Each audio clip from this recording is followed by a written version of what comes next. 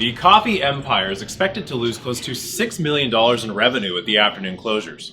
But Starbucks leadership says that the training gained in serving its customers properly will outweigh the cost of shutting down.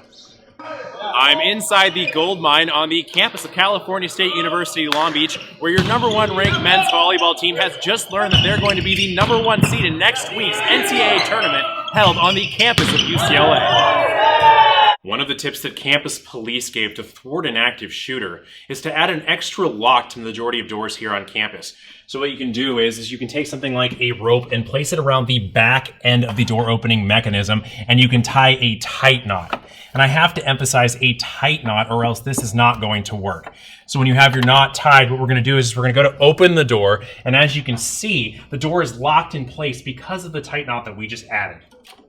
Now, campus police say that simple tips like this can help save lives. Engineering professor Ted Yu was inside the lab when the explosion occurred. Police say he was transferred to a local hospital with minor facial injuries, and the lab that he was working in will remain closed until repairs are made and conditions are considered safe to enter.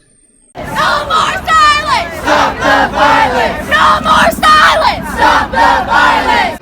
The voices of change echoed through the streets of downtown Long Beach as over 5,000 people gathered for the March for Our Lives movement in response to the Stoneman Douglas High School shooting that killed 17 last month. Over 800 marches took place across the country, the majority organized by students looking for change on the topic of gun violence in America.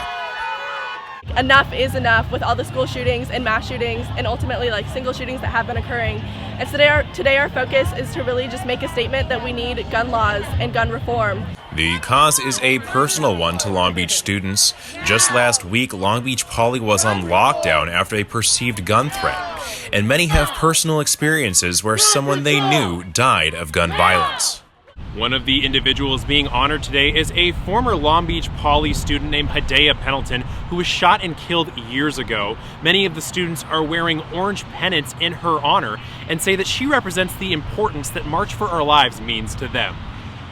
Everyone knows someone who has been affected or feels how it could have been if they were the ones affected directly. Hey, hey! Ho, ho! The NRA has got to go! The Long Beach March caught the attention of some of the city's biggest policy makers.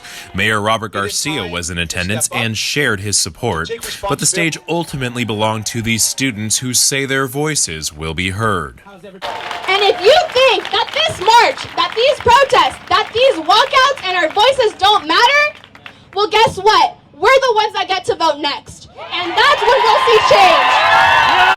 Students who organized the march say they expect historic gun control legislation to be proposed and ultimately passed. Reporting from Long Beach, Alex Race, Campus Connection. Slobbering tongues and wet noses are probably not what you'd expect to see at a typical beauty contest. But in Long Beach, at the Hot Dog Bulldog Beauty Contest, looks were mainly cast aside and replaced by highlighting the importance of friendship and companionship. This is a day that we come and we celebrate the relationship that we have with our dog. And celebrate they did. The event put hundreds of dogs on display, allowing owners to show off the unique and lovable traits of their furry friends. There were 20 competitions to enter in total. Some of these included Best Dog with a Disability, Best Ears, and Best Costume. If the dogs were standouts, they were awarded a ribbon and plenty of belly rubs. But all the dogs in today's contest walked away as winners. Entry fees into each competition helped support a greater cause. The dogs may have been given their opportunity to strut their stuff on the red carpet, but this beauty contest was about so much more than looks. Many adoption agencies were on site to get little guys like Harley here, a black lab, adopted. So when we started this 14 years ago, we wanted to get dogs and cats adopted out, but we wanted people to come and to look at those dogs and cats. And a bulldog beauty contest and other dog contests will surely bring out a crowd. Many of the dogs represented in today's event were former rescues, some even adopted through the efforts of previous beauty contests. And for owners who didn't win a ribbon, consolation was easy, knowing that the bond they've built with their pet means so much more.